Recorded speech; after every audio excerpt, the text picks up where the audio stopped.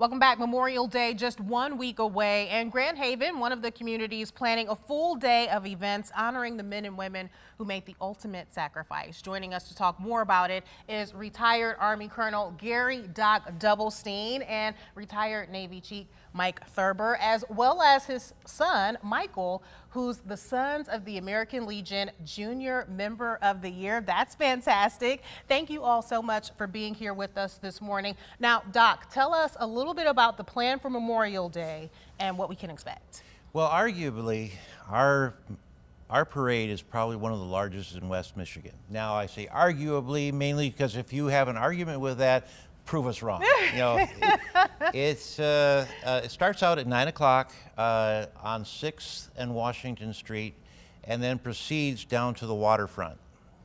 And at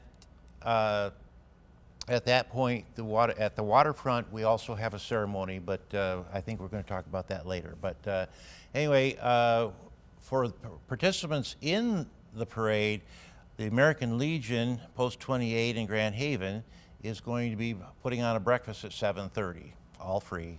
Nice. You know?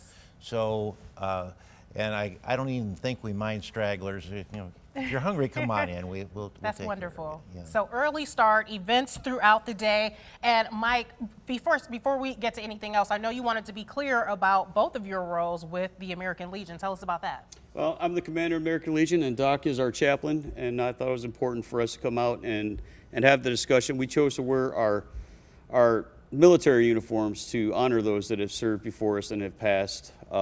Otherwise, we would have been in American Legion uniforms. Absolutely. Well, we appreciate your service. Tell me, what does Memorial Day mean to you, and how important is it that we honor these men and women? Well, Memorial Day is our opportunity to remember those who have fallen, those on active duty while they were serving.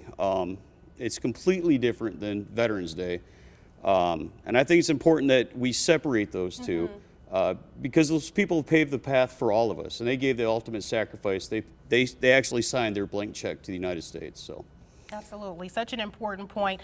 And Doc, you mentioned a lot of different aspects to the events that are happening after the ceremony at Waterfront Stadium. You all won't be done. There's more. What else is happening? No, then we go to the Veterans Memorial in the Central Park in Grand Haven, where the VFW will perform honors, you know, with the rifles and taps. And then we all hop on Harbor Transit and we go up to the Lake Forest Cemetery, where they have a special set-aside cemetery for the Grand Army of the Republic, which was basically all Civil War people are buried there. Wow. And we do a memorial ceremony there again.